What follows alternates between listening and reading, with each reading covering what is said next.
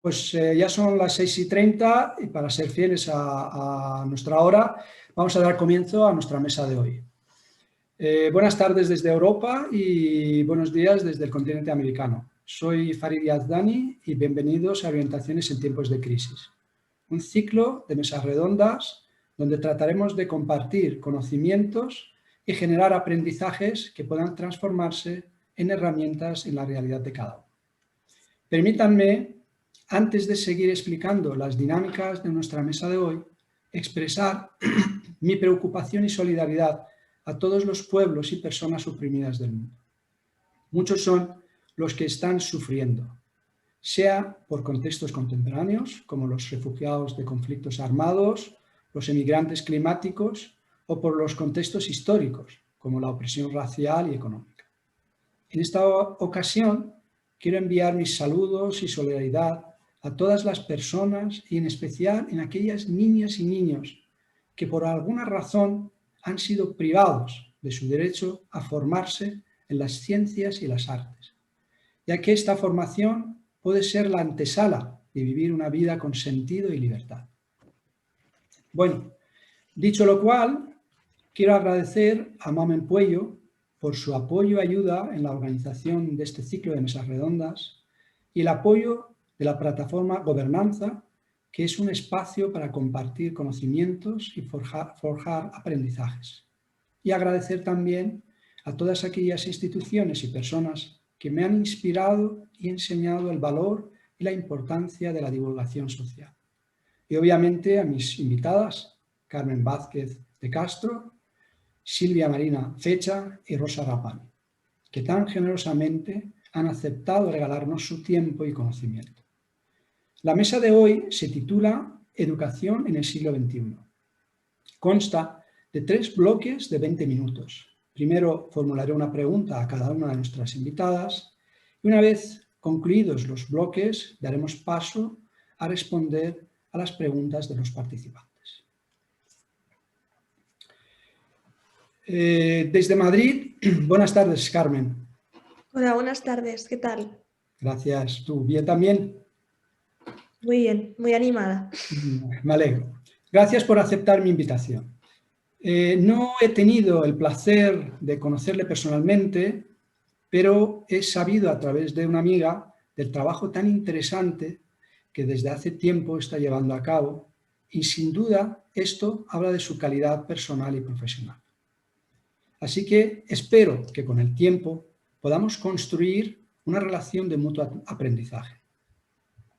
Para que la conozcan un poco más, les cuento que Carmen Vázquez de Castro es una apasionada de la tecnología y la educación. Y como cofundadora de Start Universe, busca activar el gen emprendedor en jóvenes, conectando, escalando y acelerando asociaciones de emprendimiento universitarias lideradas por estudiantes en diferentes partes de España. Está convencida de que las comunidades transforman la vida de las personas y ve el emprendimiento como motor de cambio. Según ella, es algo indispensable para cambiar la forma de plantear instituciones y el proceso de aprendizaje. Carmen, me gustaría empezar a hablar de la importancia de la educación en la formación de las personas. Y en ese contexto, y por tu conocimiento y experiencia, ¿cuál debería ser el papel de las instituciones educativas para que la educación cumpla con las necesidades y expectativas del siglo XXI? Muchísimas gracias por la pregunta y sobre todo por generar este espacio tan estimulante. Gracias, Farid, por todo ello y Rosa y Silvia por estar aquí. Yo desde mi humilde perspectiva, hasta donde he podido comprobar, creo que va a haber 2 tendencias muy fuertes no solamente en el futuro de la educación, sino ya en el presente. Sobre todo hemos aprendido con todo este nuevo paradigma digital que el aprendizaje es algo que tenemos que llevar de toda la vida y que además hay que dar una vuelta sobre cómo es ese proceso de aprendizaje, porque ahora que la información es una commodity, ahora que todos tenemos acceso a información, bueno, todos, por lo menos todos en el mundo que conocemos, en el mundo occidental, porque hay ciertas brechas que también hay que ver cómo paliar, pero bueno, tenemos un nuevo paradigma que es, vale, ahora que tenemos acceso al dato, realmente sabemos usar el dato, sabemos metabolizar la información, sabemos ganar skills sobre todo ese gran flujo al que tenemos acceso. Entonces, he aquí las dos tendencias que yo veo que van directamente relacionadas con lo que comentaba Farid de cómo plantear nuevas instituciones, tienen que ir siempre con este enfoque, y es cómo es como tal el consumo de ese conocimiento, es decir, cómo es la experiencia de consumirlo. Y aquí yo veo que puede haber una gran revolución desde la inteligencia artificial con el NLP sobre las ontologías, de cómo gráficamente se va a poder acceder a esa información, ¿no? Ahora mismo tú coges, para la gente mundana, ¿no? Tú abres Google, te miras una página en Wikipedia o en otras fuentes que igual son más recomendables, ¿no? Y básicamente tienes como un texto pues, mejor argumentado, con más imágenes, con más enlaces, menos enlaces, pero no es tan fácil de consumir como podría ser, por ejemplo, un mapa conceptual. Y efectivamente estamos yendo a modelos donde podamos tener un consumo mucho más interactivo, mucho más personalizado, pues pudiendo diferenciar si se está haciendo una búsqueda más específica, si se está haciendo una búsqueda más general, cómo te puedes relacionar según vas haciendo ese consumo de información para ese aprendizaje propio, te puedes relacionar con otras fuentes o con otros datos que puedes estar demandando, y mediante inteligencia artificial pues, se puede hacer esa trazabilidad, esa lectura. También no solamente en cómo consumirla, sino en cómo crearla, ¿no? Cada vez está viendo muchos más ejemplos de plataformas y de software que te ayuda a ver la información como si fuesen grafos, y por tanto tú puedas estructurar el conocimiento humano y puedas generar nuevas áreas de conocimiento teniendo en cuenta este tipo de herramientas. Entonces, aquí es la primera tendencia que veo sobre la revolución de las ontologías, con una pata muy tecnológica. Y luego hay otra gran revolución que es, obviamente, en un mundo donde la información es una commodity, lo que no está siendo todavía una commodity son los entornos. O sea, de nada te vale tener acceso a información si no tienes o no te creas tú propio una experiencia, un entorno para ayudar a metabolizar esa información y para integrarla dentro de ti. Por eso existen las universidades, por eso existen los colegios, por eso de toda la vida se han creado las academias, las asambleas, antiguamente en Atenas, ¿no? en espacios públicos. Y la realidad es que no todo el mundo tiene acceso a estos entornos. Y un ejemplo con el que yo veo esto es con el tema de la inteligencia artificial. Yo tengo la gran suerte de haber formado parte de uno de los proyectos más disruptivos en inteligencia artificial, que es Saturday's AI, que es la mayor red non-profit para la enseñanza de inteligencia artificial. Y básicamente hemos crecido y hemos llegado a 5 continentes y a decenas de ciudades, porque claro, siendo una materia tan nueva, parece que no había un punto medio para poder aprenderla entre pegarte tú solo con el curso de Coursera, sabiendo que los MOOCs tienen una tasa de abandono del 95%, que es una burrada, o hacerte una ingeniería y luego pagar el máster en la universidad hiperprestigiosa, que al final es accesible a unos pocos, para poder ponerte de verdad codo con codo a programar y tal, porque la realidad es que muchas personas se caían si hacían eso en su casa por la propia frustración que conlleva y por la dificultad que conlleva este tipo de habilidad y de conocimiento. Y claro, con Saturday's AI, ¿qué es lo que hicimos? Oye, pues vamos a juntar a los frikis en el buen sentido que quieran madrugar un sábado para hacer un bootcamp non-profit para estudiar este tipo de herramientas. No importa su background, no importa su edad, no importa pues eso, su nivel de estudio, solo importa que realmente tenga compromiso y quiera venir a una comunidad donde seguimos un contenido pero muy enfocado a la práctica, desde el minuto cero programando, y nos alimentamos entre todos y hacemos proyectos en cada edición para aprender de verdad esta materia. Entonces, ahí es donde hemos podido encontrar algo que creo que es tendencia, que es hacer entornos escalables. Hemos conseguido paquetizar cómo generar una comunidad y cómo curar bien este contenido y cómo hacer de esto una experiencia para que, una vez con todo este know-how paquetizado, poder ponerlo a demanda de cualquier otro voluntario, cualquier otro city lead que quiera llevar esta iniciativa a su ciudad. Y así pues se ha expandido por muchas partes del mundo, y lo mismo está ocurriendo ahora con mi proyecto de Star Universe, que básicamente pues hacemos esto enfocado a jóvenes en universidades, para enseñar emprendimiento e innovación, que es algo que a día de hoy muchas de las carreras universitarias no tienen, o sea, no te capacitan para ello, no te ayudan, no te dan ese enfoque de cómo monetizar tu talento para ponerlo al servicio de la sociedad.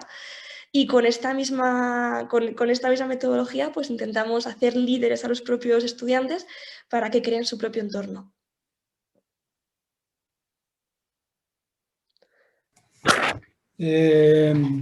Gracias, Carmen. Pero en concreto, entonces, ¿cómo crees tú que sería la estructura de las instituciones en ese siglo XXI, ¿no? Es decir, ¿cómo tendrían que desarrollarse? ¿Cómo tendrían que interactuar con los usuarios? Para que se nos quede un poco más claro cuál sería su papel, ¿no? Es decir, nos hablas de un mundo nuevo que es un tanto conocido para un pequeño sector de la población, pero bastante desconocido para el resto. Entonces, ¿cómo tú ves que podíamos, o las instituciones pueden influir o pueden organizarse para ese nuevo desafío, ¿no?, que tenemos, para ese reto que tenemos delante? Pues es una muy buena pregunta, porque además en educación tenemos instituciones que, aunque tienen muchísimo mérito y han hecho muchísimo por la humanidad, pues están quebradas. Es así, ¿no? Lo decía Salim Ismail en la Singularity, que las instituciones se están rompiendo y hay que ver cómo las regeneramos. Esto ocurre por esa rigidez, por esa falta de agilidad, por la necesidad de introducir modelos más horizontales, para adaptarse a los nuevos ritmos. Y en este sentido, claro, yo me planteo mucho en esas instituciones que tengan claro cuál es ese para qué. Porque hemos avanzado y la metáfora que dicen siempre, ¿no? Tenemos instituciones que en el siglo XXI enseñan como se enseña en el siglo XIX, para personas pues como una cadena de montaje, primando valores como llevarte los mismos contenidos, hacer las mismas tareas, ser puntual, tal, que eso pues en su momento, cuando teníamos la revolución industrial, tenía sentido, pero ahora ya la realidad es que estamos en otro tipo de plano. Entonces, es muy importante que en estas nuevas instituciones se planteen el para qué. Porque la universidad, efectivamente, a día de hoy, por lo menos en España, que es la que yo conozco, da mucho acceso a conocimiento. De hecho, si te ves las estadísticas de la gente que iba a la universidad en la época de mis padres y la gente que va ahora, ha hecho prácticamente un por 10, lo cual dices, jo, qué bien, que hay más acceso, pero por otra parte se ha sacrificado también la calidad de ciertos contenidos, se han masificado mucho las aulas y se ha caído en la falacia del credencialismo, de usar la universidad no para lo que existía en su momento, que era para crear y dar conocimiento, sino que se ha usado la universidad como método para garantizarte un futuro laboral. Y la realidad es que la universidad, tal cual se concibió, no se hizo así. No.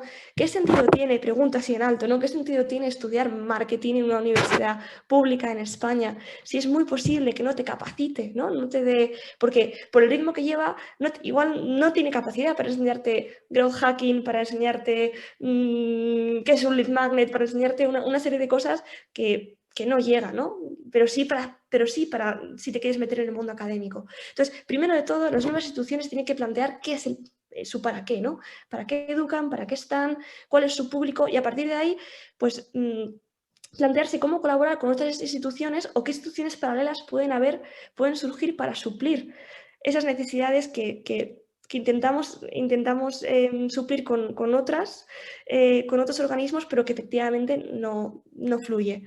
Y luego, por otra parte, efectivamente, desde mi modelo de metacomunidad, claro, yo he visto cómo puedes brindar una experiencia de aprendizaje mucho más fiel a lo que creo, desde mi humilde opinión, que necesitamos los seres humanos en el siglo XXI, porque podemos, de alguna manera, centrarnos no en que todo el mundo aprenda lo mismo, sino en que cada uno elija qué es lo que necesita aprender, qué es lo que le sale de forma genuina, cuáles son sus talentos, de forma casi no innata, ¿no? Pero que pueda tener un espacio donde pueda descubrirse. A ver, pensemos que educar es despertar de dentro, mirar hacia adentro y básicamente generar entornos con mucho cariño, pequeñitos, donde se pueda, de alguna manera, garantizar que esa experiencia ocurra.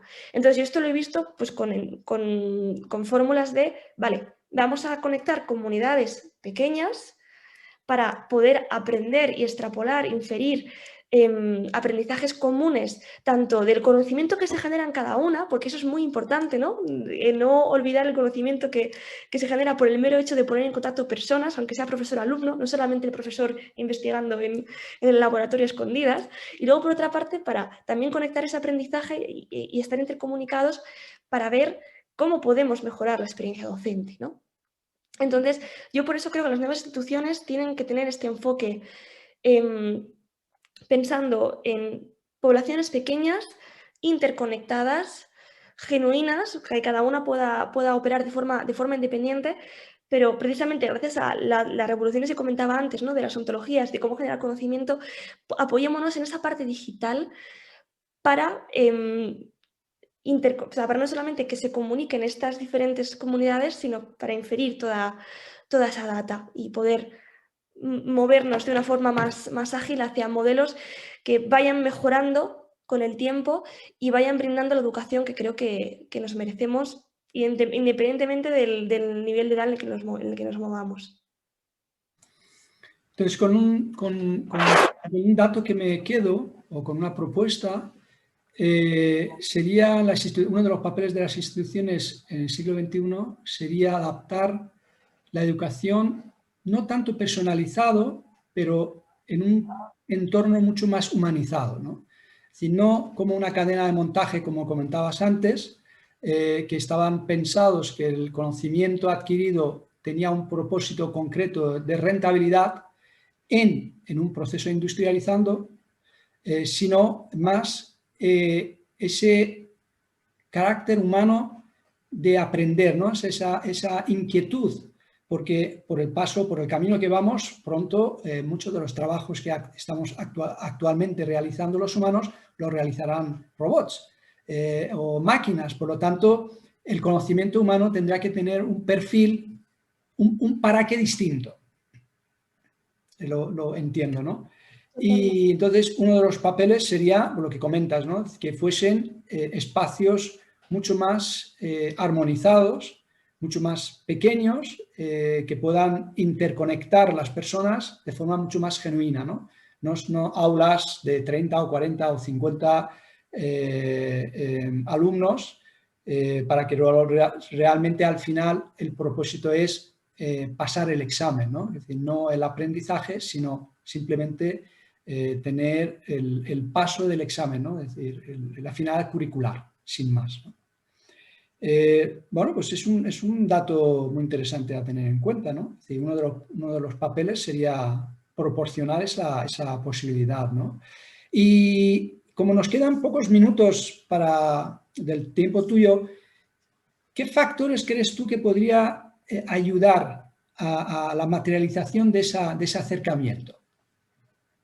La verdad que en ese sentido coincido contigo en lo último que comentabas, ¿no? De que efectivamente hay que priorizar la experiencia de individual y, por tanto, a veces meter a aulas de 30 personas es sacrificar eso. No obstante, claro, luego cada etapa de desarrollo de aprendizaje es diferente. No es lo mismo trabajar con niños de 0 a 6 años que trabajar con universitarios.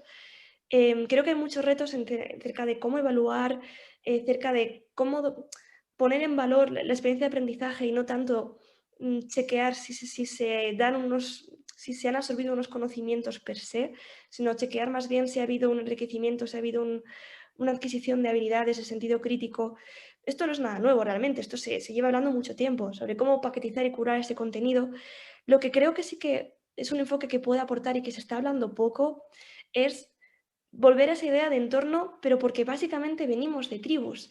Y a día de hoy hay un tema que genera mucha controversia y es que si te vas a etapas más tempranas, no se está educando en valores. ¿Por qué? Porque está el debate de, ¿realmente el Estado tiene competencia para educar en valores? Pero claro, en una sociedad donde los padres trabajan hasta tarde y a veces no tienen tiempo para conciliar vida personal y profesional, joder, parece que si todo el mundo se desentiende, ¿quién va a educar en valores a los hijos, ¿no? ¿Qué vamos a hacer con eso?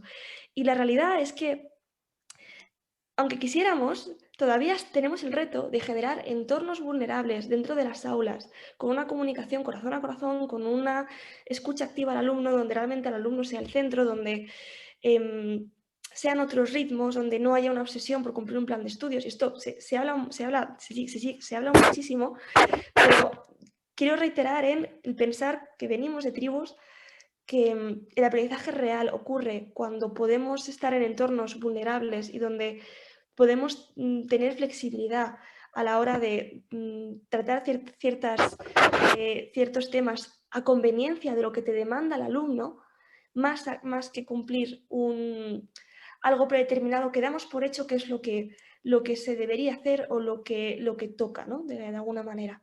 Entonces yo me quedaría con eso, ¿no? Que en un mundo con esta crisis de valores tan grande, ¿qué ritmo estamos teniendo? ¿Cuál es el para qué que nos está dirigiendo? Y por tanto, ¿cómo podemos volver a las tribus de las que realmente provenemos y que realmente nos hacen ser quienes somos? Muchas gracias, Carmen. La verdad que han sido reflexiones muy interesantes. Estoy contigo, sin duda alguna. Todos somos eslabones de una misma cadena y educar en valores es tarea de todos, no es tarea de solo un grupo, ¿no? No es solo tarea de la familia, ni es solo la tarea de la institución, ni en el colegio, en fin, es una tarea conjunta, ¿no? Y cada uno pues, cumple con el papel que le toca, ¿no? En el momento que le toca. Y sin duda alguna esa reflexión de que los padres no tienen tiempo material para poder dedicarle a ello, pues esa es otra realidad, ¿no? Hoy en día, además, casi de broma, a veces digo yo que hacen falta familias de tres núcleos para que los sueldos lleguen para poder sobrevivir, porque familias de 2 núcleos se ve que no es suficiente, no llega con sueldo de 2, como que hace falta un sueldo más, ¿no? Para ello. Pues te agradezco, Carmen, toda tu reflexión y vamos a dar paso a nuestra siguiente invitada, a Silvia. Buenos días, desde Buenos Aires, perdón, bueno, desde Buenos Aires. Buenos días, Silvia. Buenos días, encantada de estar con ustedes, Farid, muy contenta. Igualmente, igualmente. Tampoco tengo el placer de conocer a Silvia personalmente, pero tenemos un amigo común que me ha hablado de ella y de su calidad personal y profesional, así que espero que con el tiempo podamos construir una relación de mutuo aprendizaje también. Para que la conozcan un poco más, les cuento que Silvia Marina Fecha es consultora psicóloga especializada en logoterapia. Actualmente está cursando un posgrado de formación en escenas matrices. Es directora del proyecto Creando Vida con Sentido, vinculación integral para el desarrollo, para la autotrascendencia, cuya misión es la de acompañar a adolescentes y adultos de manera virtual en su despliegue existencial para la educación de la salud emocional y espiritual y el buen vivir. Facilita y coordina talleres grupales de diferentes temáticas para el descubrimiento del sentido de vida. Es miembro del Centro de Psicología Trascendente Faro de la Utopía y conferencista en ámbitos comunitarios y pastoral para la aplicación de principios espirituales a la vida cotidiana. Silvia, visto el papel que deberían jugar las instituciones en la educación del siglo XXI, desde tu punto de vista, ¿cuáles deberían ser los contenidos formativos para el ser humano que aspira a una existencia integral en esta época? Las cosas son percibidas, los conceptos pensados y los valores sentidos. diría en una frase Max Scheler, ¿no? Entonces, creo que la humanidad, ¿sí?, en este momento está necesitando urgentemente una nueva sabiduría que le proporcione formación, ¿sí?, de cómo usar el conocimiento para lo que es la supervivencia de este momento tan especial que estamos pasando todos, ¿sí?, más allá de las distancias que yo esté aquí en Argentina, ustedes allí en España, nos atraviesan a todos, ¿sí?, como humanidad. Por eso me gustaría, ¿sí?, siguiendo el hilo de lo que Carmen también compartía hace un ratito, tan interesante, hacer una distinción entre lo que es educación y formación, ¿sí? Porque yo me pregunto, y también les pregunto a ustedes, y los invito a que pensemos juntos, y a las personas también que nos están mirando, si pensamos que es lo mismo formar que educar, educar para formar, ¿no? ¿Cómo sería esto, ¿no? Entonces, justamente hace unos días conversaba con una de mis hijas acerca de sus expectativas de la finalización de su ciclo secundario, ¿sí? Acá, por ejemplo, en Argentina, una persona está desde su primario hasta la finalización del secundario hasta 12 años, ¿sí?, atravesando estas instancias de aprendizaje educacional. Y ella me contaba que ellas en su imaginario colectivo, ¿sí?, que como tantos adolescentes que a veces converso, salen como con esta expectativa de que van a saber a través de esta prolongada, ¿no?, etapa de educación, incluyendo, por supuesto, después lo que es una educación de posgrado superior, ¿sí?, con que van a saber cómo tratar a una persona, ¿sí?, saber para qué vinieron al mundo. Entonces, justamente lo que tienen esta sensación de que les faltan recursos para poder entregarse desde sí para con el mundo, para la vida, ¿no? Por ello, bueno, justamente forma parte del imaginario colectivo de miles, de millones, ¿sí?, de jóvenes, esto de que los lleva a quedar como atrapados en muchas preguntas, ¿sí?, pocas respuestas, y bueno, casi sin salidas, y por eso es que hoy por hoy vemos, ¿sí?, esta cuestión de que en esta etapa tan larga y tan crucial de lo que es la adolescencia, ¿sí?, para el paso para la adultez, jóvenes que quedan atrapados en la delincuencia, ¿sí?, en actos destructivos para consigo mismo y para con los demás. Y por eso es que es interesante esta pregunta, Farid, que vos hoy me hacías, porque formación, ¿sí? Antes, bueno, me gustaría mencionar, educar para mí tiene que ver con esta transmisión de información, ¿sí? Con esto de que los educadores, ¿sí?, sean docentes, maestros, un economista nos transmite información, ¿bien? Sin embargo, ¿sí?, formación tiene que ver con la sensibilización, ¿sí?, con esto que también comparto con Carmen, esto de la humanización de la conciencia, ¿sí?, que tiene toda persona para poder escuchar, ¿sí?, ante cada situación que la vida le presenta, ¿bien? Porque ya de por sí, ya toda situación es compleja en nuestra humanidad, ¿sí?, y nos pide una respuesta al mundo. Y sobre todo, ¿qué hacer con esta información que estamos recibiendo, ¿sí? Entonces, sensibilizar, humanizar, nos permite darle un sentido, para qué, ¿no? Una dirección, ¿bien? Entonces, para esto es necesario educadores, ¿sí? Es decir, nosotros que estamos comprometidos vocacionalmente con nuestra profesión, justamente podemos tener una conciencia de entrega, ¿sí? De entrega para una formación integral, porque no solo vamos a entregar contenido, ¿bien?, sino valores, valores con nuestra forma de ser, con nuestra forma de actuar, porque los docentes tienen un programa, por ejemplo, para el cual cumplir a lo largo del ciclo lectivo, ¿bien? ¿Y acaso no vemos docentes que no tienen conexión con el alumno y viceversa? Porque justamente están tras este programa que tienen que cumplir, ¿no? Por eso, en estas diferentes instancias, ¿sí?, de vida que va atravesando cualquier persona, sea un niño, después un adolescente, luego para llegar a su adultez, con la complejidad que tiene hoy por hoy ser adulto, ¿no? En este caso, la idea es ir formando esta conexión humanizadora a lo largo de la vida transitiva de toda persona, ¿sí? Entonces, me parece sumamente interesante esto de poder trabajar en la formación. ¿Cómo? En valores, ¿sí? Esto que recién compartía Carmen, que también estoy totalmente de acuerdo con ella, con Farid, vos también que recién lo mencionaba, y estoy segura que del otro lado quienes nos están escuchando también, ¿sí? Por eso, ¿y qué valores? ¿No? O sea, hay, en mi caso, 3 tipos de valores, ¿sí? Primero están los valores creativos, que son aquellos que a partir de la capacidad que todos tenemos, que tenés vos Farid, que tenés vos Carmen, que también tenés vos Rosa, que tengo yo y que tenemos todos, ¿sí?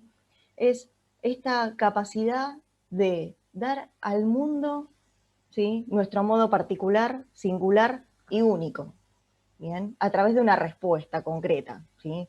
Un ejemplo paradigmático hoy por hoy es el trabajo, ¿sí? ¿Cuántas personas, no sé, nos encontramos que vamos al médico y el médico ni siquiera hace contacto visual con nosotros?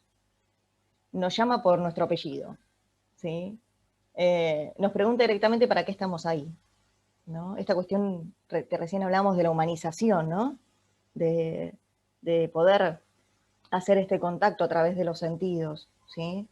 Es decir, que la idea es ir formando personas para que conozcan este para qué de su existencia, ¿sí? Y que justamente, como Carmen decía hace un ratito, que después se los prepara para insertarlos en teoría al mundo laboral, o que por lo menos anteriormente la educación formaba para eso, ¿sí?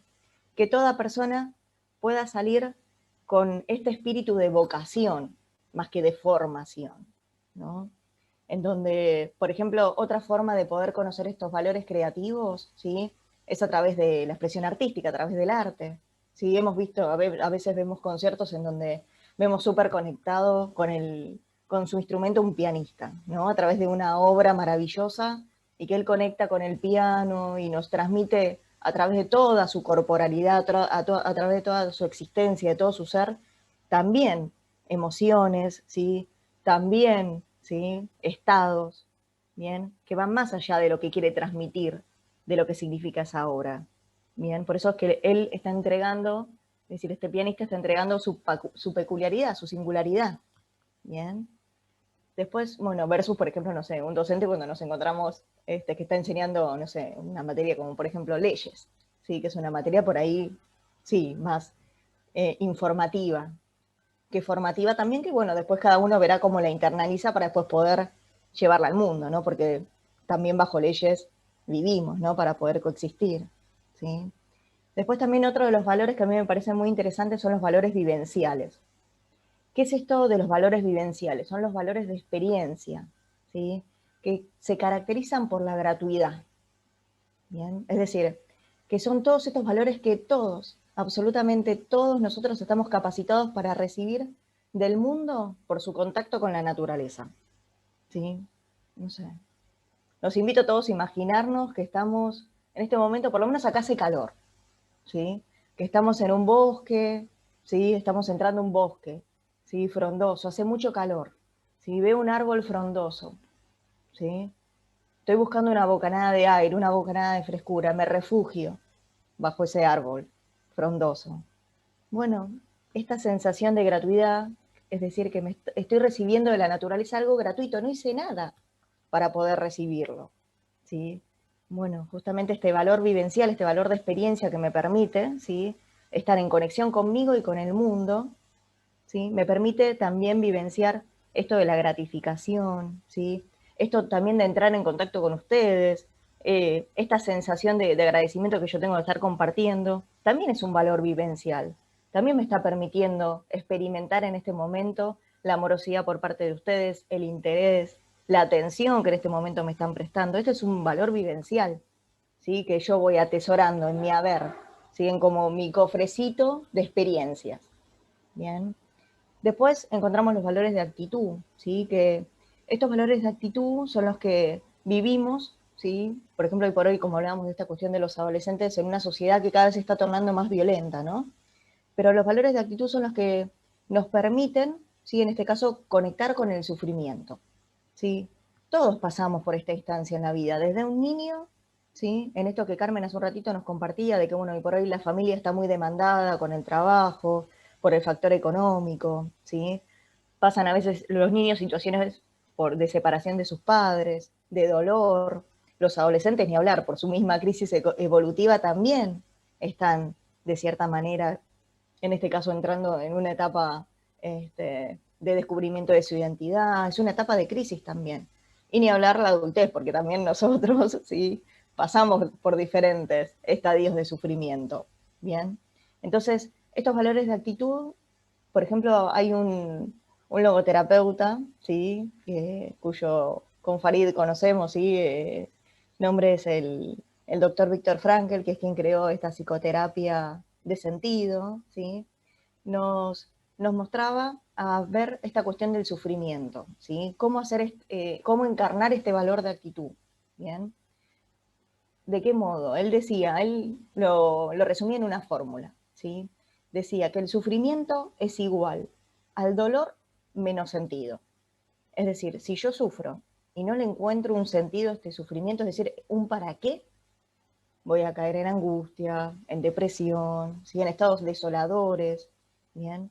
Sin embargo, en este caso él le daba como una vueltita más, ¿sí? Esta cuestión del sentido del sufrimiento, ¿sí? A través de este valor de actitud, en donde nos mostraba que el sufrimiento lo ve como una fórmula en donde si yo le encuentro el sentido al dolor, puedo ver justamente en mí de qué modo puedo trascender este dolor, para que a futuro, si vuelvo a sufrir o vuelvo a padecer alguna situación que la vida me ponga de dolor, bueno, ya en función a este valor de actitud, me conozco un poquito más, ¿sí? De este modo puedo, en función a esto que tomé en algún momento, volver a devolvérselo a la vida, ¿sí? Porque siempre la vida está esperando una respuesta por parte de nuestra, la vida, una situación, una persona, ¿bien? Por eso, volviendo a esta pregunta que vos me hacías, Farid, educar para la formación genera sentido, ¿bien? Toda persona es una unicidad, somos seres indivisibles. ¿A qué me refiero con esto? Que somos cuerpo, alma y espíritu, ¿sí? No podemos dividirnos, ¿bien? Entonces, somos también seres sociales. Nos debemos, por esto que Carmen decía hace un ratito, venimos de una tribu, ¿sí? Entonces, justamente, en este ser impregnado en el cual nacemos, que venimos a formar parte de nuestra primera tribu es la familia. Esto ya de algún modo nos muestra que somos seres sociales, ¿bien? Y en esta conciencia de esta unicidad, ¿bien? Tenemos la posibilidad, tenemos la oportunidad de salir a devolverle algo a la vida, ¿bien? Por eso también me parece interesante formar para la libertad y la responsabilidad, ¿bien? Es decir, una libertad bien, esta libertad yo recibo información, ¿sí? A través de la educación. Bueno, ¿y ahora qué hago con esto? Una libertad ¿sí? Para poder darla con responsabilidad, ¿bien? Con personas, en este caso en formación, que desarrollen una capacidad autorreflexiva, ¿bien? Que la educación nos dé también esta oportunidad de ser seres autorreflexivos, ¿sí? De poder, en este caso, evitar la mecanización, ¿sí? Es decir, esto que yo mencionaba hace un ratito, de que a veces los docentes, por ir tras un programa, están desconectados del alumno, que sea una formación, digamos, enfocada en el alumno, ¿bien? Enfocada en este caso también en el sentido, porque cada uno de nosotros somos sentido, ¿sí? Tenemos un sentido, ¿sí? Tenemos una dirección hacia la cual avanzar, hacia dónde poder ir, ¿bien? Entonces los contenidos que para mí deberían estar incluidos son los valores, ¿bien? Que enriquecen el ser, siendo justamente los pilares que hacen un buen vivir, ¿sí? Que sea una buena persona, que sea una persona al servicio de, ¿bien? Pero para ello, en este caso necesito primero internalizarlos en mí y ahí poder salir a darlos, ¿sí? Acá se usa mucho una frase que dice, nadie puede dar lo que no tiene, ¿sí? Por eso los invito, ¿sí? A todos y a cada uno de nosotros en el rol que nos toque estar viviendo. Yo, primero, como siempre le digo a veces a las personas que acompaño, sea de manera individual, en los talleres inclusive, primero soy persona, ¿sí? Primero me merezco mirarme a mí, ¿bien? Después también soy mamá, también tengo una actividad profesional que me permite entregar un poquito de lo que sé, ¿bien? Y bajo esta responsabilidad que tengo, también justamente salir a compartirla, salir a entregarla en esta congruencia de decir, bueno, yo soy esto, ¿sí? Pero también del otro lado hay alguien que me está esperando, me está mirando para ver qué es lo que hago con esto, que salgo a entregar, ¿sí? Así que no sé si quieren... Gracias, No, por Silvia. favor. Entiendo, para de alguna manera sintetizar, quizás sería reducir el tiempo de aprendizaje en materias matemáticas, física, en fin, materias que parece que comparte un ordenador, ¿no? Como si fuera un programa donde tenemos que llenar el cerebro de la persona, en este caso del chico y de la chica, en estos conocimientos lógicos, ¿no? Exacto. Y compensar con conocimientos o con esa parte afectiva, esa parte de valores, esa parte que podríamos englobar con lo intangible o espiritual, según cada cual él puede utilizar la palabra que más le guste, ¿no? Pero esa otra parte que de alguna manera nos humaniza, ¿no? Entonces, pues uno de los elementos que yo decía, al menos con ese me he quedado, ¿no? Con lo que has comentado, ¿no? De algún modo introducir, pero no como sumar más, porque ya los chicos pobres están hasta aquí de tareas, hasta aquí de materias para aprender, sino que yo creo que es quizás relajar un poco el tiempo, ¿no? Por ejemplo, muchas veces yo me pregunto, ¿quién ha establecido que tienen que ser 12 años? En la primera etapa del aprendizaje, ¿no? ¿Dónde está escrito que eso tenía que ser así? ¿Dónde está escrito que la madurez de la persona llega a los 18?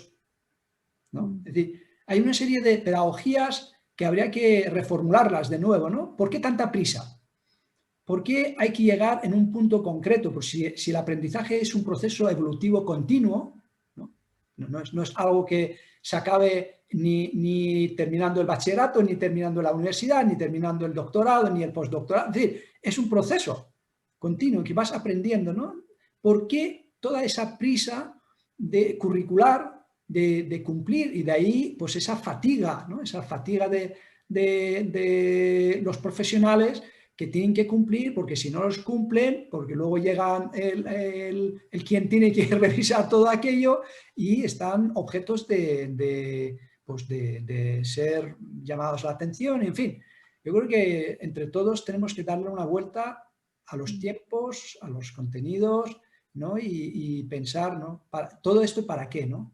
¿Para qué lo necesitamos? Pues muchísimas gracias, Silvia. Ha sido, la verdad, que una intervención muy interesante. Me quedo con ese espíritu que lanzas, ¿no? Para ello. Vamos a ir con nuestra siguiente invitada, con Rosa. Yo te quité el micro, pero si quieres la puedes conectar. Desde Barcelona, buenas tardes, Rosa. Buenas tardes, sí, porque si no conecto el micro vamos mal, ¿eh? Por eso. Gracias por aceptar mi invitación. Rosa y yo nos conocemos desde hace varias décadas y nos une una visión trascendente de la realidad. Sí, sí. Para que la conozcan un poco más, les cuento que Rosa Rabbani es doctora en Psicología Social, es terapeuta familiar, es consultora y formadora de grandes corporaciones y multinacionales. Asimismo, ejerce de psicoterapeuta y coach, con más de 1.600 casos de éxito en su consulta a lo largo de las últimas 2 décadas, ¿no? Como autora destaca su libro Maternidad y Trabajo, Conflictos por resolver, así como los numerosos artículos que ha publicado en revistas de gran tirada como Mente Sana, Cuerpo-Mente, Objetivo Bienestar, entre otras. Su obra más reciente es El Buen Carácter, claves para sacarle partido a tu forma de ser. Rosa, una vez visto 2 eslabones importantes en la cadena de educación, me gustaría que nos ayudaras a reflexionar acerca del siguiente eslabón, que es el entorno familiar. ¿Cuál es el papel de la familia en este mundo cada vez más individualizado? Muchísimas gracias, Farid. Vamos a ver si yo soy capaz de proponer algunas reflexiones que puedan servirnos para continuar, pues, un poco con todo lo que nos habéis ido poniendo sobre la mesa, absolutamente estimulante, Carmen, Silvia, Buenas tardes a todos, buenos días Silvia, porque tu acento y tu manga corta te delatan que estás en la otra punta del mundo. Y Farid, muchas gracias por esta invitación y sobre todo por tener un sentido de propósito tan claro con estos encuentros que me consta que ya has ido teniendo sobre temas interesantísimos. Y que continúas bien activista en proponer, pues eso, reflexiones y momentos colectivos de reflexión para poder generar conciencia sobre temas tan importantes, ¿no? ¿Qué tema más importante? Muchos temas son importantes, pero para muestra un botón, la educación en el siglo XXI, ¿no? Yo quería explicaros una historia que no es un cuento, es una historia real, es algo que le ocurrió, no es una experiencia personal, es algo que le ocurrió a un colega mío, psicólogo que trabaja en el ámbito de la publicidad y del marketing, y que participando en un congreso hace años, él tenía una ponencia y entonces explicaba que cuando acabó su intervención, pues ya en el descanso, ahí se le acercaron dos personas y le pidieron un momentito si le podían hacer una consulta, algo que les había ocurrido y que tal vez él les pudiera arrojar algo de luz. La cuestión es que le explicaron que los dos trabajaban para una revista de economía, ¿sí? En la que tenían una sección para que la gente pudiera hacer consultas y, ¿sí? ¿Sabes? Como en otras revistas pueda haber, ¿no? La gente hace sus consultas y los profesionales pues responden un poco y aportan un poquito de respuesta, ¿no? A la duda que pueda ser común. Entonces le explicaron que últimamente les había estado pasando algo que les tenía como muy en jaque, ¿no? Les tenía un poco desconcertados porque no sabían cómo explicárselo, ¿sí? Como desde el ámbito más de la economía, de la empresa, pues que no le encontraban explicación ninguna. Que tal vez desde una visión más psicológica eso pudiera tener alguna explicación. Y entonces os propongo a ver qué os parece a vosotros. La cuestión es que en los últimos tiempos habían estado recibiendo entre las cartas que recibían, las consultas que recibían, había una que en diferentes formas, pero que se estaba repitiendo de forma sistemática y cada vez les llegaban la misma consulta desde un perfil de personas bastante similar, ¿no? Todos eran gente muy joven, en sus 20, incluso algunos menores de 20 años, algo menores de 20 años, y todos hacían la misma consulta. Estaban muy interesados en saber cómo podían disponer de la herencia paterna de sus padres cuando estos todavía estaban en vida. O sea, cómo podían, acceder a, yo qué sé, pues los dineros, las propiedades, lo que fuera de sus padres cuando estos todavía no hubieran fallecido y que, que mientras ellos pues vivían, ¿no? Y ahí un poco la idea pues les tenía un poco en jaque, ¿no? Oye, ¿cómo puede ser tanta gente? De verdad tienen los ojos tan puestos, ¿no? en lo que es de sus padres y que les pertenece a ellos y cómo lo pueden disponer incluso antes de que así lo dispongan por su padre o su madre o quien sea, ¿no? Sus progenitores. No sé la reflexión que os genera o que os suscita a vosotros, pero desde luego el hecho era sorprendente y no me extraña que no le encontraran explicación o que la explicación que le pudieran encontrar pues no les resultara tan estimulante o tan constructiva, porque probablemente pues eso tiene que ver un poco con el estilo educativo, ¿no? Que estamos ofreciendo en general a nuestros jóvenes, a nuestros niños. Lo cierto es que en muy pocos años, porque, a ver, varias décadas a nosotros nos parecen un montón de años, porque bueno, al final pues tenemos las vidas que tenemos, ¿no? De las vidas de la duración que sea, ¿no? 60, 70, 80 años, 90 años, y unas cuantas décadas nos parece una barbaridad, es toda una vida, ¿no? Pero lo cierto es que los cambios que ha habido en apenas unas décadas en nuestra forma de vivir y en nuestra forma de percibir la realidad, en nuestra forma de interpretar la realidad, han cambiado de forma tan rápida y tan vertiginosa que nuestros modelos, los modelos que nos rigen en los diferentes ámbitos de la vida, por ejemplo, en este caso, en el de la educación, casi no ha dado tiempo a que los actualicemos, a que los pongamos al día, ¿no? Y a que nos den respuesta a nuestras necesidades actuales que hace apenas, no sé, hace apenas 10 años, 20 años, pues poco tenían que ver con el momento actual, ¿no? Pandemias aparte, a veces mis hijos me preguntan, pero mamá, pero ¿cómo podíais vivir sin internet? ¿Y cómo hacíais esto? ¿Y cómo hacíais lo otro? Aparte de hacerme sentir de la edad de piedra, pues bueno, pues es que es verdad, es que no se figuran cómo se podía vivir sin internet o qué podíamos hacer.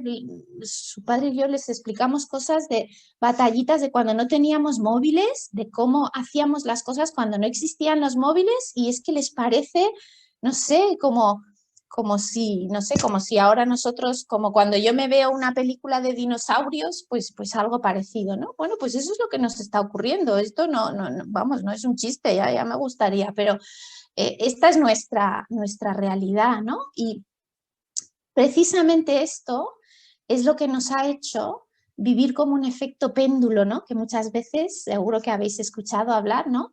Hemos pasado de generaciones anteriores, nuestros padres, nuestros abuelos tal vez, ¿no? Pasaron por vidas en muchos aspectos y muchos de ellos más difíciles, más duras que la que nos toca vivir a nosotros, al menos los que somos afortunados, porque no en todo el mundo vive igual, pero lo cierto es que, claro, hemos pasado de ese extremo en el que probablemente, me imagino, generaciones anteriores, la poca conciencia que debían tener sobre sus estilos educativos, sobre cómo educaban a sus hijos, cómo los trataban, ¿sí? Seguro que con mucho cariño y desde el absoluto afecto, pero bastante tenían con traer el pan a casa y poder mantener a sus hijos y sacar adelante a sus familias, ¿no? Pues hemos pasado al otro extremo en el que tratamos de disponerlo todo para que a los niños no les falte de nada, ¿no? Para que no tengan que pasar tal vez por las necesidades por las que igual yo pasé o que pasaron mis padres o que pasaron mis abuelos, ¿no? Y con esa intención, con esa absolutamente encomiable intención, pues así educamos a nuestros hijos y no nos damos cuenta que a veces lo que hacemos es caer en el extremo de la falta de límites, de la falta de responsabilidad, de un sobreproteccionismo que hace que ellos den por sentado todo lo que tienen y que den por sentado que nosotros se lo debemos todo, ¿sí? ¿Por qué? Pues porque así se lo hemos hecho ver, porque a lo largo de la vida muchas veces pues ahí vamos dando, sin necesariamente pedir las justas contrapartidas a cambio, ¿no? Y un poco como resultado de eso, pues es un poco la anécdota que os explicaba antes, ¿no? De este colega mío. Los límites son importantes en la vida y en cualquier foro educativo yo no renuncio a, de alguna manera, aunque sea, en este caso, pues bueno, me has dado la palabra, esto es un regalo y creo que es una reflexión muy importante, pero a veces incluso aprovechando que el Pisuerga pasa por Valladolid, me lo hago venir de tal manera que se ponga el tema sobre la mesa, ¿no? Porque en los últimos años veo que empieza a haber como tendencias en el ámbito educativo, empieza a haber tendencias en el sentido de que no, las normas no son necesarias, los límites pueden traumar a nuestros hijos, de que todo tiene que ser a través del diálogo, todo tiene que ser a través del consenso. Claro, obviamente el diálogo no es el centro de la educación, es el centro de la vida. Los seres humanos somos seres relacionales y por tanto, pues absolutamente todo lo tenemos que dialogar y con nuestros hijos, sean niños, sean adolescentes, entre nosotros. Ojalá que tuviéramos mucho más diálogo y mucho más consenso en muchos ámbitos de la vida. Pero no se puede limitar un pilar absolutamente central de la educación, como es el de los límites, a que las cosas tienen por sí mismas que fluir, porque los límites tienen una función en la vida de las personas. Son imprescindibles en absolutamente todas las etapas porque nos acompañan a lo largo de nuestro ciclo vital. Lo único que para niños, para adolescentes, para la primera juventud cumplen una función y en la vida adulta, que ya no nos tocaría hoy, para otro día, pues cumplen otro tipo de funciones, ¿no? Pero los límites aportan seguridad, los límites aportan la sensación inconsciente siempre, pero la sensación inconfundible de que allí donde no llegue yo, no pasa nada, llegan mis padres, yo tengo 12 años, no importa que haya cosas que no las sepa, no importa que yo no sepa todavía lo importante que es ser trabajador, ser aplicado y tener sentido de la responsabilidad. ¿Qué me tocará? Me tocará pues lo correspondiente a mis 12 años, pero no pasa nada, porque para eso están mis padres, para eso están mis maestros, que ya me sabrán acompañar hasta que yo interiorice un adecuado y saludable sentido de la responsabilidad. Quien dice la responsabilidad dice cualquier otra cuestión que tenemos que ir incorporando, que tenemos que ir aprendiendo a lo largo de la vida, ¿no?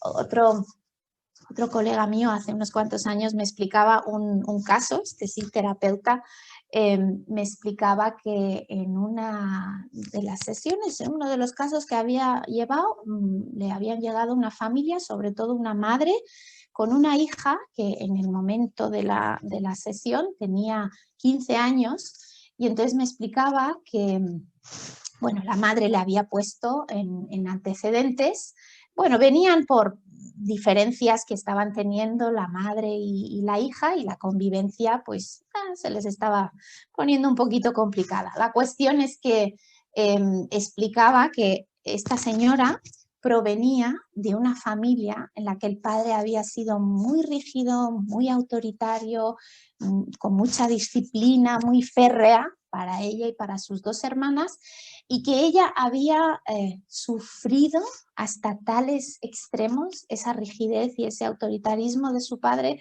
que ya desde bien pequeñita se había prometido a sí misma que cuando ella fuera mayor, cuando ella fuera madre, sus hijos no pasarían bajo ningún concepto por lo que ella había pasado, ¿no?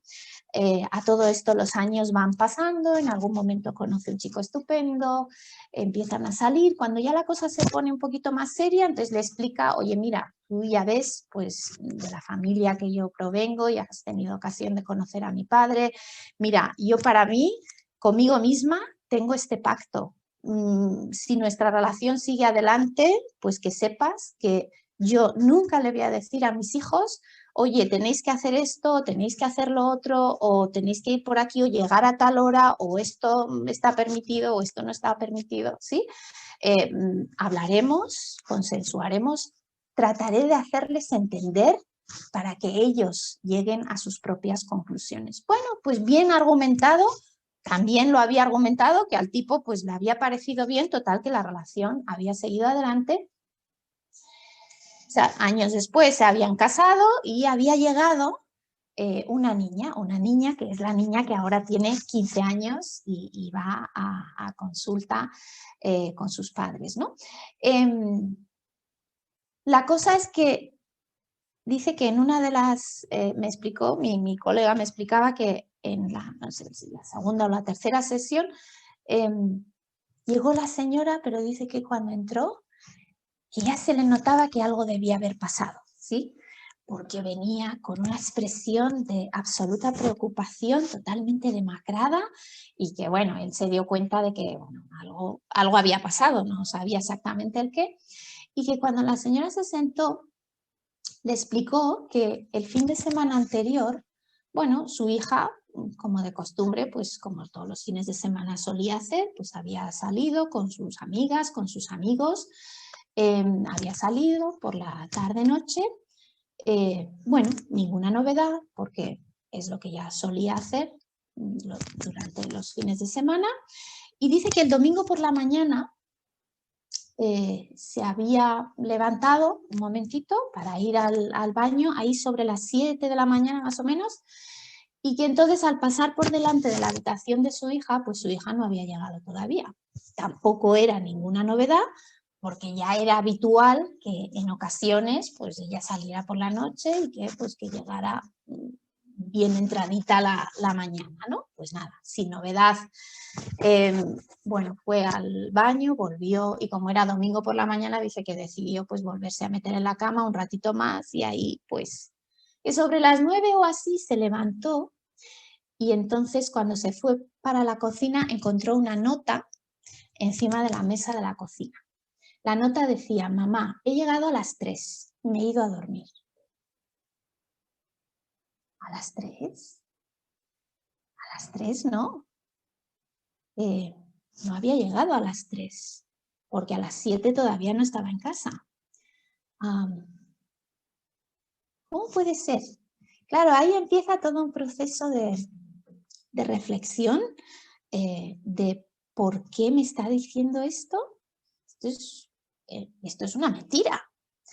Pero ¿qué necesidad tiene mi hija de mentirme si yo en la vida en 15 años le he dicho pues ven a esta hora o ven a esta otra o ven pronto o ven tarde o no vengas o sí vengas o... Pero ¿por qué esta nota? ¿Qué significa? ¿A qué viene? ¿Qué me está diciendo mi hija? Y ese era un poco el disgusto de la señora, porque mi colega me explicaba que cuando trataron de profundizar un poquito más en el tema, que la señora ya venía profundizada porque llevaba toda la semana dándole vueltas a la cabeza de por qué su hija había dejado esa nota con un escrito que no respondía bien a la realidad, cuando ella nunca le había cuestionado nada al respecto. No sé qué reflexiones estaréis haciendo vosotros, pero ella había llegado a la conclusión de que ya lo sospechaba desde hacía tiempo, pero que todo su pacto consigo misma no estaba bien orientado, porque en realidad en esa nota lo que su hija le está pidiendo son límites. Ella interpretaba que su hija debía pensar que a los 15 años más o menos, pues una hora prudencial para una chica de 15 años llegar a su casa un fin de semana debía ser pues en torno a las 3. Pues mira, pues he llegado a las 3, ¿no? Aunque tú nunca me has preguntado a qué hora he llegado y por qué he llegado a esa hora o por qué no llegué a tal otra, pero bueno, te dejo una nota para... No creo que fuera algo consciente, pero lo cierto es que muchas veces cuando explico esta experiencia, cuando explico esta historia, que tampoco es inventada, que es absolutamente verídica, pero que creo que muchas veces muchos padres nos topamos con esa realidad, ¿no? De que si bien es cierto que no es nada fácil, porque incluso la forma de establecer límites de manera efectiva también ha cambiado mucho y nada tiene que ver con la forma en que se establecían antaño y también los principios un poco que nos rigen se tienen que adaptar a nuestras necesidades actuales y a nuestro grado de conciencia actual, ¿no? Entonces, Bueno, pues en ese sentido creo que es importante poner la cuestión de los límites sobre la mesa y lo mucho que los necesitamos, lo mucho que lo necesitan nuestros jóvenes, nuestros niños, porque las normas forman parte de la vida. Y nosotros tenemos la obligación, tenemos la responsabilidad de educarles en que sepan moverse en un mundo adulto. Y si desde pequeños no se habitúan a eso, desde jóvenes no se habitúan a eso, luego en la vida adulta tenemos serios problemas.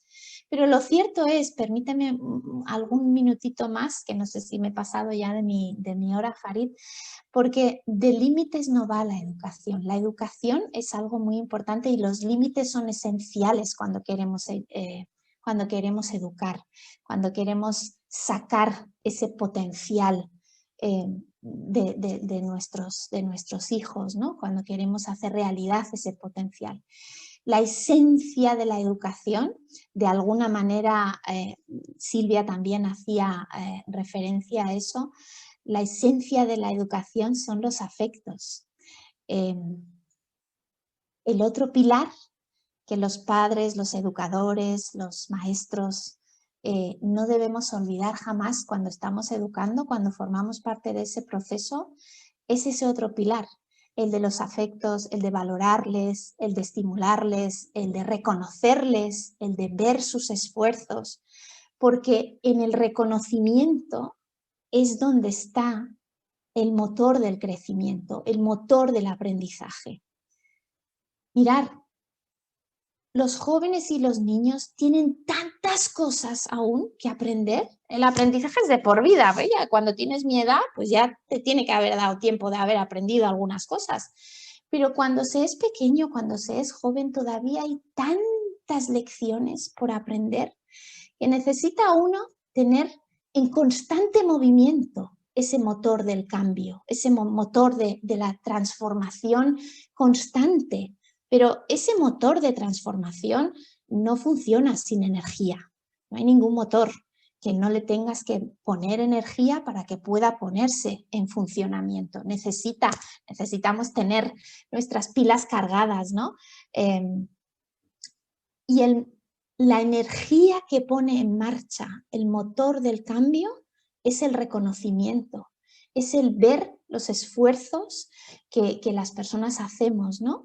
Y ese reconocimiento tiene que ser de todas las acciones, todas cuantas acciones vamos realizando a lo largo de nuestro día a día, de nuestra vida cotidiana, a lo largo de nuestra vida, pero que cuanto más en esas etapas primeras de la vida que son absolutamente estratégicas, pues poner en foco en cuando se practican esas virtudes, ¿no? Algunas vosotros ya hacíais referencia, pero cuando se practica, cuando alguien tiene determinación, cuando alguien es flexible, cuando alguien se muestra amable, cuando alguien establece una relación cordial, cuando alguien tiene sentido de propósito, cuando uno es capaz de ofrecer un servicio, cuando uno tiene sentido de la justicia, cuando todo esto son virtudes, son rasgos del carácter, ¿sí? Son los rasgos del buen carácter. Y la educación tiene la finalidad primera y última de acompañarnos a que, especialmente en esas etapas, luego a lo largo de toda la vida vamos trabajando todas esas virtudes, ¿no? Todos esos rasgos del carácter, vamos desarrollando todo ese buen carácter, ¿no? Pero en esos años no lo hacemos por conciencia propia, lo hacemos gracias al acompañamiento de los adultos que nos rodean. Y los más inmediatos, ¿quiénes son? Pues son papá, mamá, la maestra, la tía, la abuela, sí, las personas con las que nos relacionamos de forma más inmediata cuando ponen el foco en la práctica de nuestras virtudes, es cuando nos están ayudando a desarrollarlas y a traducirlas en acciones. Y es cuando nos están ayudando a sacar ese potencial de luz y de brillo que todos los seres humanos ya llevamos incorporado, porque así es nuestro engranaje. No lo digo yo, que además me parece una cosa muy, muy bonita y muy esperanzadora, es que a día de hoy somos privilegiados porque tenemos la ciencia que nos viene a a confirmar muchas de nuestras intuiciones, y esto ya nos lo confirma la ciencia. Los seres humanos estamos cableados para desarrollar todas esas virtudes, todas esas fortalezas de nuestro carácter, que las tenemos en potencia, todos los seres humanos las tienen en potencia, pero que necesitamos de ese proceso educativo para poderlas ir desarrollando y para poderlas ir convirtiendo en realidad, ¿no?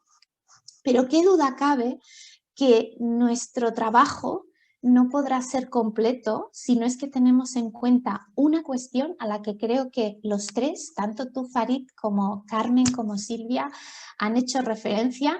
Por algo será, porque hemos hablado de la educación como desde diferentes perspectivas, pero fíjate, algo en lo que los cuatro no hemos querido renunciar a ponerlo sobre la mesa es lo del aprendizaje de la tribu, lo de que la educación no es una cuestión de padres, no es una cuestión de maestros. Tal vez para poder construir una casa, pues eso es propio de los profesionales involucrados en el ámbito de la construcción. Probablemente para hacer vacunas, fíjate, algo tan importante hoy en día, ¿quién nos lo hubiera dicho? Pero para hacer vacunas hoy somos más conscientes que nunca que eso es privativo de los científicos y de todo el resto de los profesionales que están involucrados en ello, pero la educación funciona de forma distinta. La educación no es propia de unas cuantas personas. La educación es una cuestión de todos. Todos estamos involucrados y todos tenemos un rol que jugar. No solamente los padres y las madres, no solamente los profesionales, los docentes y los maestros, los medios de comunicación, las personas que tienen como responsabilidad gestionar redes sociales, la sociedad en general debe educar. Mis hijos se educan cuando yo estoy en casa con ellos, cuando ellos están en clase todas las horas que pasan en la universidad, en el instituto, pero se educan también cuando van en el tren y ven otra gente que hace cosas y hay gente que hace las cosas maravillosamente bien y son ejemplos estupendos por los que estoy agradecida a la vida, pero también hay gente que hace cosas que no debe y de eso también aprenden mis hijos y los suyos y los hijos de todo el mundo. Por tanto, la educación es una responsabilidad de todos y así la debemos concebir. Y lo es en todas sus vertientes. En las cuestiones que ha planteado Silvia, desde la absoluta sensibilidad, claro, nuestros hijos tienen que estar educados en ese sentido de trascendencia, en ese sentido. Todo lo que has planteado, Carmen, con esa frescura con la que lo has explicado, lo que tú estás haciendo, ¿no? Los proyectos que nos has explicado, todas esas son las diferentes vertientes de la educación. Todo eso forma parte del mismo tema y ojalá solamente fuera cuestión de unas poquitas personas, pues con preparar a esas ya tendríamos bastante, tendríamos los hijos perfectos, pero mucho me temo, y no me lo temo porque creo que es algo valiosísimo en la vida, que entornos como este, y hay que agradecértelo a ti, Farid, ¿no? Entornos como este en los que podemos reflexionar en voz alta son absolutamente valiosos porque tanta conciencia como seamos capaces de desarrollar sobre este tema y sobre otros, pero hoy nos toca este, pues todavía son pocos, pero en todo caso son muy valiosos para poder seguir avanzando en seguir creando esos modelos que se adapten bien a las necesidades actuales de hoy, que no tanto a las de antaño. Me he enrollado un poquito más de la cuenta, pero creo que todavía igual tenemos tiempo para algo de más de participación. Sí, sí. Pues gracias, Rosa. La verdad que tu intervención ha sido magistral. Has hecho una radiografía sumamente del cuerpo entero, no solamente de una parte del cuerpo, ¿no? Has hecho una radiografía bien nítida de color, una radiografía en color, ¿no? De cómo están nuestras sociedades, cómo están nuestras familias, cuáles son sus responsabilidades, en qué parte flaqueamos, en qué parte tenemos que avanzar más. Y sin duda alguna, si fuera cosa de pocos, seríamos ya un programa más, seríamos estos modelos como un modelo sistémico, ¿no? Es decir, seríamos un sistema. pero al ser humano, valga la redundancia, hace de que esta interacción grupal haga de ello que incidamos todos para bien o para mal, ¿no? Y entonces al final es la responsabilidad de todos, es asumir que es la responsabilidad de todos en construir lo que tenemos entre manos, ¿no? Muchísimas gracias por la exposición, ¿no? Pues invito a todos nuestros seguidores del canal, si quieren formular alguna pregunta a través del chat. Y mientras veo yo aquí, vamos a ver ahí con visión tal, bueno, veo comentarios, pero no veo ninguna pregunta en concreto. Yo sí tenía preparado, primero permitan que cambie la vista para que estemos los cuatro. Abrir los micrófonos, por favor, los cuatro, porque ya los pocos minutos que nos quedan, los 15 minutos, vamos a charlar un poco y si surge alguna pregunta del público, pues intentaremos contestar. Yo, mientras tanto, se pone sobre la mesa una pregunta. Yo tenía una pregunta preparada para que reflexionemos entre nosotros, ¿no? Y la pregunta es, partiendo de que la educación es una de las herramientas de mayor alcance para visibilizar nuestro humanismo, ¿en qué medida las tecnologías están contribuyendo a ese propósito? No sé si está bien clara la pregunta o si queréis que contextualice un poco, ¿no? Yo la contextualizaría porque es como muy abierta, la verdad. Bueno, al menos como lo veo yo, como lo vivo yo, en el mundo que estamos cada vez más mecanicista, estamos desarrollando, o observo que estamos desarrollando ciertos caracteres deshumanizados, más mecanicistas, más parecidos a una máquina, ¿no? Sí, más deshumanizados realmente. Entonces, mi pregunta va en qué medida la interacción con la tecnología, por ejemplo, os pongo un dato de investigación sobre la incidencia de las nuevas tecnologías, en este caso sobre los apuntes de los universitarios, según cómo la apuntan. Es decir, si los apuntes lo hacen a través de un medio digital, es decir, un portátil, por ejemplo, o lo hacen manualmente, a lápiz, a boli. Pues, curioso, los alumnos que toman nota a mano tienen mejores resultados académicos, aprenden mejor que los que lo hacen por medios digitales. Por ejemplo, eso es una interacción de la tecnología. Os puedo hablar de otra investigación que estuve haciendo durante 3 años, precisamente como voluntario en un convento, en un monasterio concretamente, de Camino de Santiago, y estuve participando 3 años seguidos y durante 15 días era voluntario. Y este era un dato muy curioso para mí, porque arrojaba también otro distanciamiento del uso de la tecnología. En este caso era sobre el fregar. Claro, lo sencillo. Ahora os cuento un poco cómo es el tema, ¿no? Por las mañanas, el espacio que teníamos para dar desayunos era un espacio pequeño que cabían 16, 17 personas aproximadamente en la sala. Y el monasterio disponía de camas para hasta 130 personas. Imaginaros, pues los 3 años que yo participé como voluntario en este monasterio eran en agosto, primera quincena de agosto. Pues siempre repleto de caminantes de Camino de Santiago. Y las mañanas, como mínimo, teníamos que dar desayunos a más de 100 personas.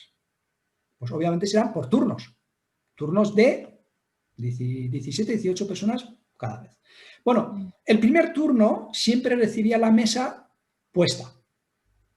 El plato, el cuchillo, tal. Solamente tenían que acercarse a coger su vaso, café, leche, con leche, sin leche, o café solo o infusión. Bueno, se sentaban, tenían ahí el pan, su mantequilla, su tal, desayunaban y se levantaban. Al levantarse, a marcharse, tenían que lavar su plato, su vaso, los útiles que le habían utilizado. Pues, por mi sorpresa, veía una interacción deficiente, pero sumamente deficiente, con una cosa tan sencilla que era fregar un plato, un vaso y un cuchillo. Me quedé sorprendidísima. Y fijaros, al principio pensaba que era una cuestión de los más jóvenes, porque seguramente habían interactuado con lavavajilla. Es decir, nunca habían tenido que fregar, por lo tanto, se habían hecho deficientes en este acto que lo vemos tan cotidiano, ¿no? Y luego te das cuenta que no es tan cotidiano, todo es de aprendizaje. Es decir, si yo no aprendo a fregar, no sé fregar. Fijaros, parece ridículo, ¿no? Pues no lo era.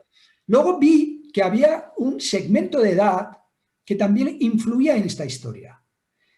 Y segmento de dónde provenían. Por ejemplo, los nórdicos, ya señores de 60, 70 años, fijaros, que ya deberían saber, interactuaban mal con el estropajo. Y luego inclusive hubo caso de una chica coreana que me dejó perplejo, que cogió el estropajo así, en la mano, lo miraba, y tenía el plato y no sabía qué hacer con él. Fijaros. Es decir, y luego esto, yo estuve durante 3 años, entonces tuve un muestreo de unos 5.000 personas. En esos 3 años pude ver, ¿no? Es decir, oye, era bastante muestreo. Y te da cierta idea de interacción, ¿no? Es decir, entonces me preguntaba, ¿en qué medida la tecnología me está haciendo ser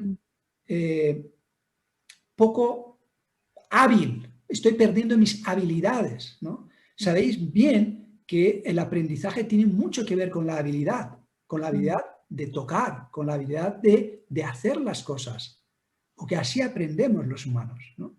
Y cada vez somos menos hábiles, porque hay un gadget, hay algo que lo sustituye. Por ejemplo, el tema del agua. La gente tenía un cartel así de grande con 18 idiomas puestos. Por favor, ahorrar agua. Delante del fregadero, ¿eh? Donde fregaban. Nadie ahorraba agua. El grifo estaba abierto a tutiplén. Entonces y no lo hacían por maldad. Eran ausentes de esta interacción.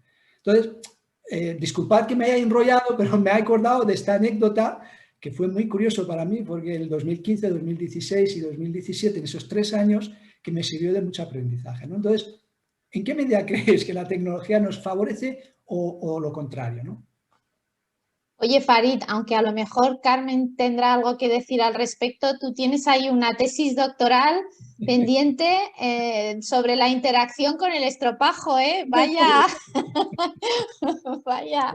Es tremendo, porque de verdad que no os podéis imaginar los casos curiosos que aparecían, ¿no? Es decir, la coreana fue para mí ya el colmo de lo colmo, es decir, cogió una cosa, cogió el otro y no sabía lo que hacer, y estaba así mirando para un lado, mirando para otro, y lo dejó ahí y se fue.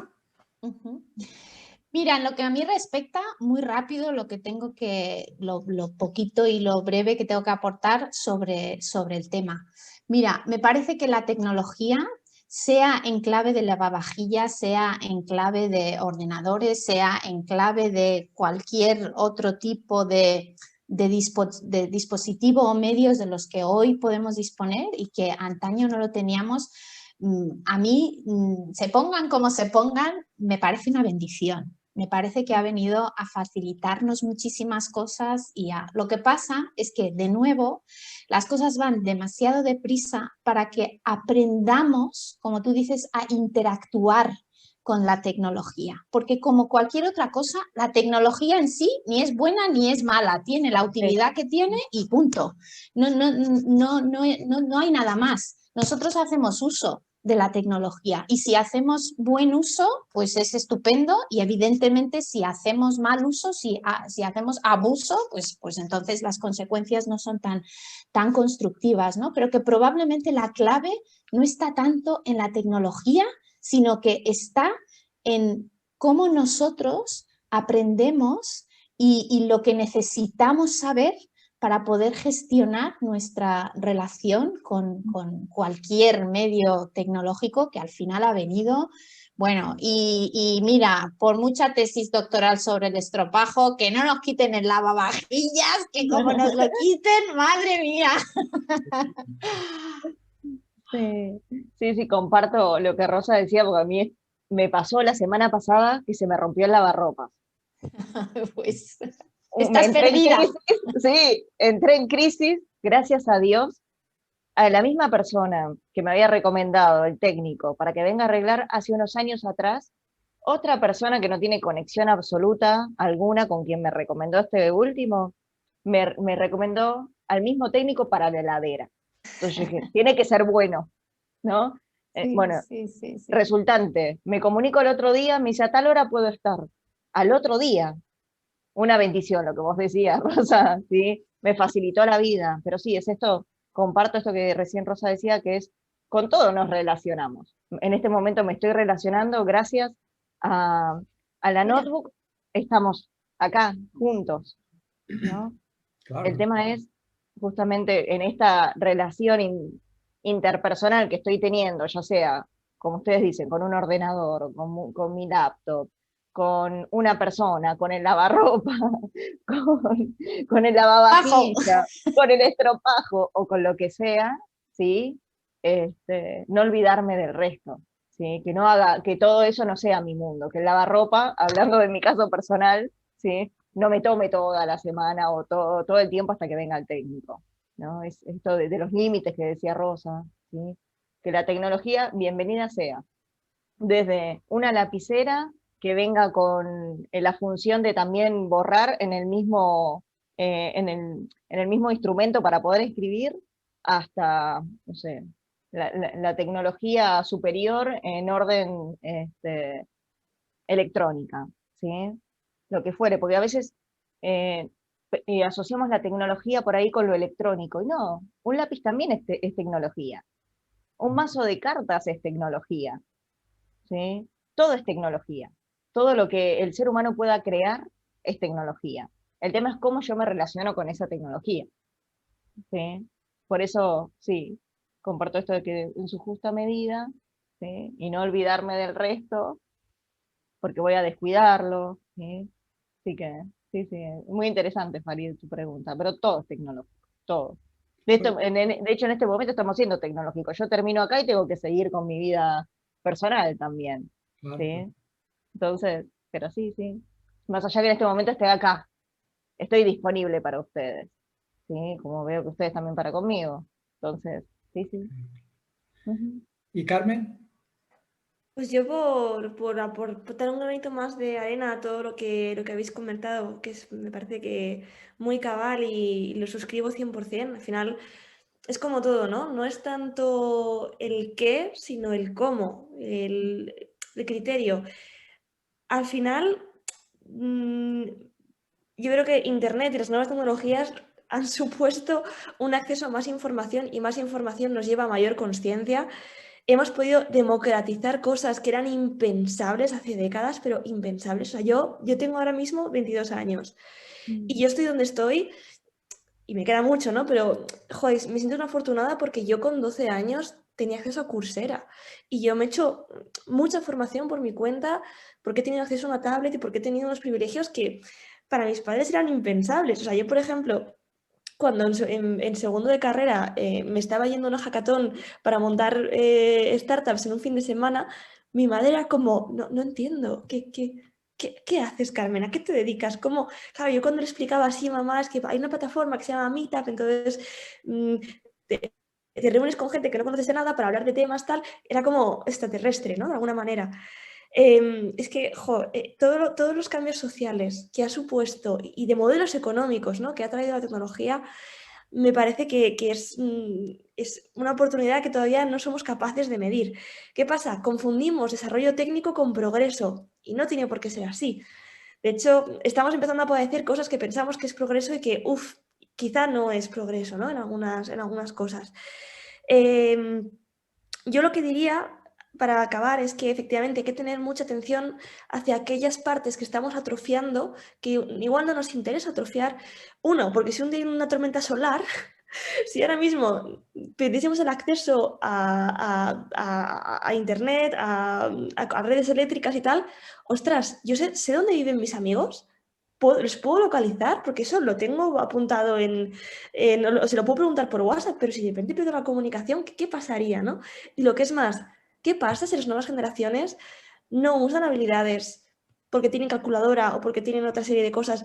Dejas de potenciar ese tipo de capacidades que son básicas para el desarrollo, independientemente de que luego después uses una calculadora o no escribas tanto a mano porque tengas un ordenador.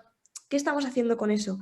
Pero sin ninguna duda, todo esto, o sea, las pautas que tenemos que nosotros desde la educación tomar para dar un criterio que consideremos razonable en el momento en que nos encontremos, si llegamos a ese consenso, va a ser gracias a la tecnología, gracias a que pueden existir tanto plataformas para poder adquirir datos, para poder tomar conclusiones, vías de comunicación y de diálogo como la que tenemos ahora mismo, que nos posibilita este encuentro. O sea, si vamos a llegar a ese consenso de cómo usar la tecnología, va a ser gracias a la tecnología. Así que gracias, tecnología, y gracias, desarrollo técnico, por ayudarnos a potenciar toda nuestra parte humana, que gracias a que existe nos podemos entrar en ello y podemos ser seres de los que estemos orgullosos, de verdad. Pues estoy de acuerdo, pero también al mismo tiempo, porque no nos queda tiempo, ¿no? Os podría poner otros ejemplos que la tecnología está incidiendo en reducir capacidades, ¿no? Por ejemplo, el uso abusivo Lo malo es que la palabra abusivo siempre necesita una contextualización. No es una palabra es decir, no es una medida concreta. ¿Abusivo para quién? ¿Cuánto es abusivo? ¿De qué manera se usa ese abusivo? Pero salvando esa salvedad de generalización, ¿no? Es decir, que quiero puntualizar, por ejemplo, el uso continuado. Voy a cambiar la palabra. En vez de abusivo, sino el uso continuado de GPS.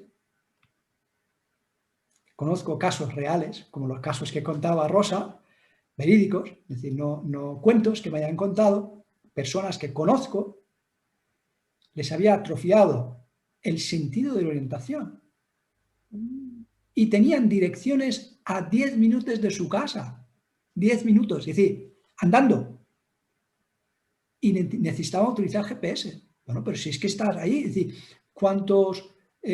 fijaros, a la hora de conducir hay un montón de elementos, de señales para aprender a ir a un sitio. Cuando tú te desplazas de un sitio a otro y cuando lo quieres aprender, usas trucos.